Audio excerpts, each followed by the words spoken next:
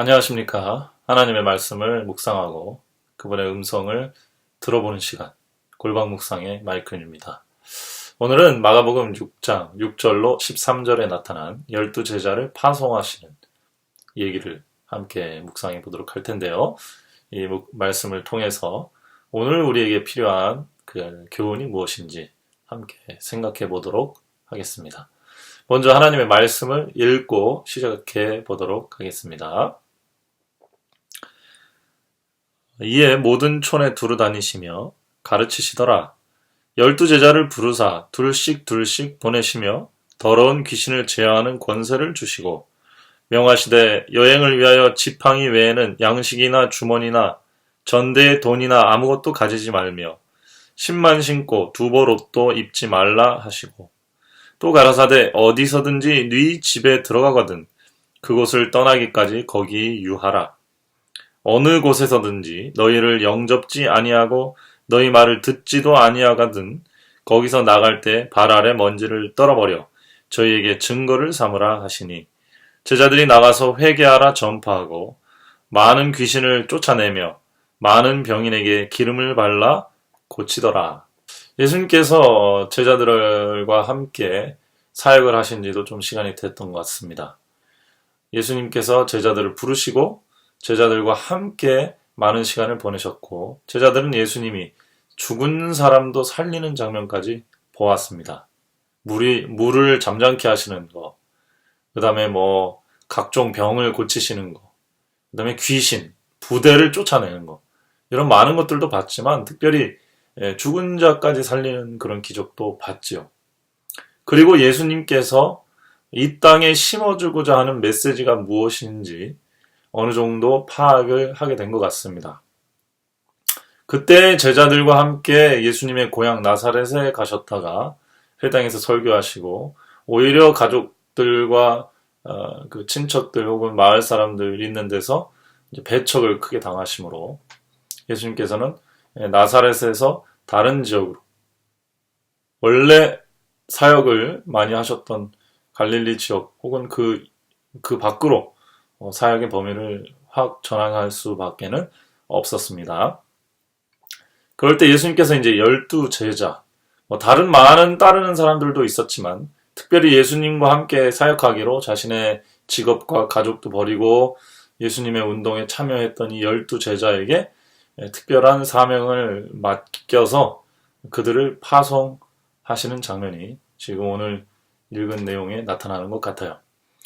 그동안 아마 예수님은 조금 더 휴가를 더 보내실 수도 있었겠죠. 물론 제자들을 위해서 기도하셨겠지만은 아무래도 제자들한테 좀 일을 맡기고 나서는 자신은 좀 이렇게 수면 아래로 가라앉는 그런 시간을 좀 가졌을 수 있었을 거라 생각합니다.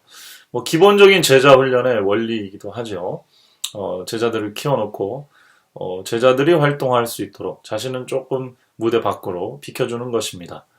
예수님께서 12제자를 이제 파송하는 장면이 나옵니다. 저는 이 장면들을 다시 읽으면서 제가 여러 번 읽었지만은 선교사들, 특별히 다른 지역에 복음을 전하러 가는 사람들이 유의해야 될 점들을 지금 예수님께서 설명을 좀 해주고 있는 것이 아닌가 이런 생각이 듭니다. 첫 번째로 예수님께서 12제자를 보내실 때 2명씩 짝을 지어서 팀을 이뤄서 보내셨다는 장면이 눈에 들어오네요. 네, 그냥 반드시 둘씩 짝지어서 보냈다기보다는 혼자 보내는 것보다는 팀을 만들어서 서로가 서로를 보완할 수 있도록 그렇게 보내셨다는 장면, 이게 인상적인 것 같고요. 또 그 둘에게 하나님의 뜻을 동시에 같이 전해줌으로써 한 사람이 하나님의 뜻에서 멀어지거나 혹은 시리에 빠지거나 실망하거나 그렇게 됐을 때 다시 한 사람이 말씀으로 붙잡아 줄 수 있도록 그렇게 하셨다는 것 같아요. 이 구절을 이제 문자 그대로 따르는 사람들이 여호와의 증인들이죠. 2명 혹은 3명씩 짝을 이뤄서 집집 방문을 하는 사람들입니다. 제가 알기로는 굉장히 급성장을 하지 않지만은 계속 이 방법을 사용하기 때문에 아주 신실한 여호와 증인들을 꾸준히 얻고 있다 이런 그 평가를 본 적이 있습니다. 그래서 선교적 방법론으로는 그렇게 나쁜 방법은 아니라고 볼 수가 있겠죠. 팀을 이뤄서 집집을 방문하고 돌아다니는 그런 것들. 이게 기본적으로 선교에 대한 예수님께서 가르쳐 주신 방법 중에 하나입니다. 그 다음에 이제 재밌는 것이 현대 실천 신학에서도 이 부분을 이제 인용해서 그렇게 설명을 하긴 하는데, 선교에서 가장 중요한 것은 재정 확보라든지 이런 것이 아니라 현지의 열린 집, 가정을 만나는 것, 오픈된 마인드를 가진 친구를 사귀는 것이라고 설명을 하고 있습니다. 사도 바울도 전도할 때 그랬죠. 사도 바울이 돈을 크게 어디서 투자를 받아가지고 교회를 개척한 게 아니었습니다. 각 마을을 돌아다니다가 도움이 필요한 사람, 복음이 필요한 사람에게 복음을 가르쳐줬고, 그 복음을 받아들인 열린 마음을 가진 사람이 집으로 초청했죠. 그래서 집에 들어가서 머물면서 계속 복음을 가르쳐서 그 집이 교회가 됐습니다. 그래서 물론 그 이후에 사도 바울이 헌금을 이렇게 나르고 또 자금을 모금하고 그런 모습을 이제 나타내 보이지만, 그건 대부분 구제헌금이었습니다. 교회를 세우는 일에 있어서 가장 중요한 것은 열린 마음을 가진, 받아들이는 마음을 가진 한 가정인 거예요. 한 사람. 근데 그 사람은 하나님이 이미 준비를 하고 있는 사람이었습니다. 그래서 엘리야가 활동할 때도 사르밧 과부도 하나님께서 미리 준비해 준 사람이죠. 거기에 하나님의 사람이 가서 하나님의 사람의 입을 통해서 복음을 듣게 하시고, 거기에 교회가, 하나님의 복음이 전파되는 등대가 세워지게 되는 것입니다. 그것이 원리입니다. 그래서 예수님께서도 제자들을 보내시면서 그 부분을 당부하신 거죠. 둘씩 팀을 이뤄서 가되 짐을 여행하듯이 짐을 많이 싸고 돈을 막 준비하고 그렇게 갈 필요 없다. 가다 보면은 하나님이 준비하신 열린 마음을 가진 사람들을 만날 것이고, 그럼 그 사람의 집에 거하면서 서비스를 해줘라. 복음을 가르치고 병자를 고쳐주고 귀신을 내어주고 그런 일을 할 수 있다. 그렇게 하면 많은 곳을 돌아다닐 수 있고 부담 없이 사역을 장기적으로 지속할 수 있을 것이기 때문에 그렇습니다. 그래서 현대 선교에서 중요시 되는 것 중에 하나는 현지에서 복음에 대해서 열린, 하나님이 미리 준비하신 그 특별한 사람들을 만나는 것이라고 하죠.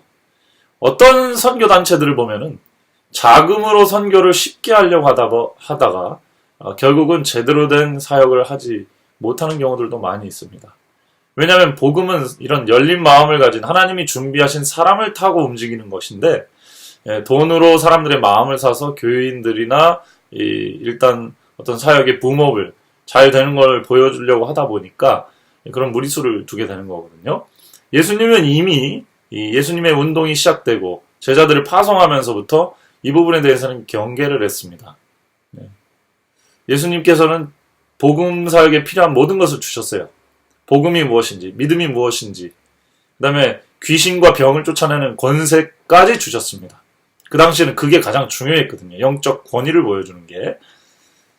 그렇지만 돈이나 옷이나 이런 아주 엄청난 준비물이 하지는 않다는 것을 설명해 주셨어요. 그래서 원리를 지금 설명해 주신 것입니다. 복음을 전하는 사람들은, 특히 선교를 하실 사람들은 일단 팀이 필요하고요. 그룹이. 복음을 잘 공유하고 함께 트레이닝이 받은 훈련된 그런 팀이 필요하고, 그 다음에 두 번째는 현지에서 복음을 전하고자 하는 그 지역에서 이미 하나님께서 예비하신 오픈 마인드된, 마음이 열린 사람들을 만나고 그 사람을 중심으로 사역을 하는 것, 그것이 가장 중요하다, 이렇게 할 수가 있겠습니다. 사도 바울의 사례를 보면 우리는 쉽게 이해합니다. 어떤 지역 거점, 목이 좋은 동네로 가서 거기서 하나님의 말씀을 공중에 전하든 개인에 전하든 전하다 보면 그 말씀을 받아들인 열린 마음을 가진 사람들이 집으로 초청하게 되고, 그 집을 기점으로 해서 복음이 전파돼서 에베소 교회라든지 다른 빌립보 교회라든지 이런 여러 교회들이 다 그런 식으로 교회가 개척되고 선교가 되었던 것입니다. 그 다음에 마지막으로 복음을 받아들이지 않는 사람들에 대해서 너무 이 복음을 전하는 사람들이 크게 마음을 이렇게 연연해서 심령에 스트레스를 받는 그런 일은 없도록 하나님께서 주문하셨습니다. 복음을 전할 때 마음이 열린 좋은 밭이 준비된 사람들은 많이 있습니다. 그래서 한 군데에서 실패했다고 해서 계속 그 실패에 머물러 있고 거기서 한탄하거나 또 슬퍼할 필요가 없고 툭툭 털어버리고 또 복음을 받아들이는 새로운 지역으로 아직 복음을 모르는 곳으로 옮겨 다니면 되는 것입니다. 그래서 이렇게 세 가지 팀을 만드는 것이 필요하다. 그래서 함께 기도하고 함께 말씀을 연구하고 함께 하나님의 뜻을 따르는 것. 그래서 내가 독단적으로 사역을 하거나 어떤 일을 결정하는 것이 아니라 함께 계획하고 고민하고 하나님의 받은 말씀과 사명을 조율해보는 것. 그것이 굉장히 중요합니다. 실제로 선교지에 가보면은 이런 문제 때문에 싸우거나 불화가 나타나는 경우가 굉장히 많죠. 그래서 서로 하나가 되는 연습, 하나님의 뜻 안에서 서로가 서로를 보완하는 그런 연습이 굉장히 필요하고 그것이 기본적으로 선교사에 준비되어야 될 자질이라고 봅니다. 두 번째로는 재정이나 다른 여러 가지 인간적인 준비에 의존하는 것이 아니라 하나님께서 준비하신 복음을 받아들이는 사람을 만나는 것, 그것이 이 사역의 아주 중요한 포인트다. 오늘 이 본문에서 저는 그 부분을 아주 중요하게 보고 있거든요. 그래서 우리가 돈을 많이 준비하고 프로젝트를 많이 준비하고 많은 것을 준비해도 복음에 열린 마음을 가진 사람 한 사람을 제대로 만나지 못한다면은 그 지역에 복음을 전하는 일은 요원할 것입니다. 돈으로 사람들의 마음을 사서 잠깐 모아둘 수는 있겠지만 그들의 마음에 복음이 제대로 심어지지 않는다면은 그곳에 복음의 나무는 뿌리를 내리기가 힘든 것이죠. 또 세 번째로는 복음 사역이 다 성공할 수는 없다는 것이죠. 왜? 복음을 받아들이는 사람들의 마음이 복음을 거부할 수도 있기 때문에 그럴 경우 너무 그 자체에 대해서 스트레스를 받거나 심령적으로 괴로워할 필요가 없고 마음으로 기도하고 혹은 다음의 찬스를 이제 기대하고 복음을 빨리 받아들일 수 있는 열린 마음을 가진 하나님이 준비한 사람들을 찾아서 그들을 중심으로 좀 전략적으로 에너지를 사용해서 그렇게 해서 하나님의 교회를, 하나님의 나라를 확장하는 방법이 조금 더 효과적이다. 이런 내용들을 저희가 살펴볼 수가 있겠습니다. 여러분들이 혹시 함께 하나님의 일을 할 동역자들이 주변에 있고 또 여러분들이 보시기에 복음을 받아들일 만한 사람들이 있다고 한다면 거기서부터 선교는 시작될 것입니다. 하나님께서 우리 모두가 누구든지 어디서부터든지 쉽게 사역을 시작할 수 있는 원리들을 가르쳐 주셨다고 저는 믿습니다. 여러분들이 예수님께 믿음을 통해서 하나님의 나라의 비밀을 받으신 것이 확실하다고 한다면 여러분들 눈에는 아마 여러분들의 그 기별을 받을 만한 사람들이 보일 것입니다. 또 보이지 않다면 여러분들이 자세를 여러분들이 움직이면서 만나는 사람들을 통해서 그분들의 마음 상태를 한번 살펴보세요. 진단을 한번 해보십시오. 복음이 필요한 사람들, 이 사람은 내가 이 사람을 그냥 만난 게 아니라 하나님께서 이 사람을 만나게 하셨구나 라고 생각이 드는 사람들이 있을 것입니다. 그래서 그 사람들에게 최선을 다해서 친절을 베풀고 사랑을 베풀고 기회를 타서 복음을 전하게 되다 보면은 그걸 통해서 큰 일들이 이루어진다라고 생각합니다. 어떤 사람들 중에는 큰 돈을 벌어서 하나님의 사역을 해야 되겠다. 하나님의 사역에는 큰 돈이 필요하니까 내가 일단 돈을 먼저 크게 벌어서 하나님의 사역을 해야 되겠다라고 생각하는 사람들이 있는데 물론 나쁜 마음은 아닙니다만 그 현실적으로 잘 그렇게 이루어지지 않는 걸 봅니다. 왜냐하면 돈을 버는 것 자체도 엄청나게 큰 일이고 스트레스를 받는 일이기 때문에 그거 하다 보면 영성이 많이 다치게 되는 경우들이 있죠.